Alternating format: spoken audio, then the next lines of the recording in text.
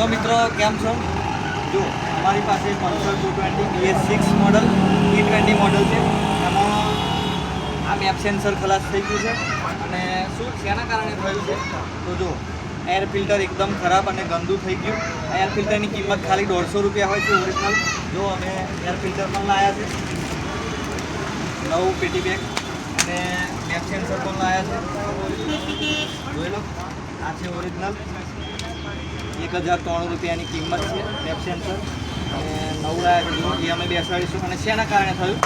આ ફિલ્ટર ખરાબ થવાના કારણે અને આ અંદર થ્રોટલ બોડી જોઈ લો, થ્રોટલ બોડી ખરાબ થઈ ગઈ, એના કારણે તકલીફ થઈ. તો મિત્રો તમે જો પલ્સર 220 હોય કે બજાજની કોઈ બી ગાડી હોય તો તમે આ ફિલ્ટર ટાઈમ ટુ ટાઈમ બદલાવો અને મોટા ખર્ચામાંથી બચો. જો તમે આ નહીં બદલાવો તો તમારે 1000-1500નો ખર્ચો લાગશે ગાડી. એના કારણે શું થશે? ગાડી મિસિંગ થશે, પિકઅપ નહીં આલે, આંચકા મારસી, પેટ્રોલ પતી જાય ટાઈપના, અને આવા બધા પ્રશ્નો થશે. તો તમે ગાડીમાં તમે ટાઈમ ટુ ટાઈમ કામ કરાવો.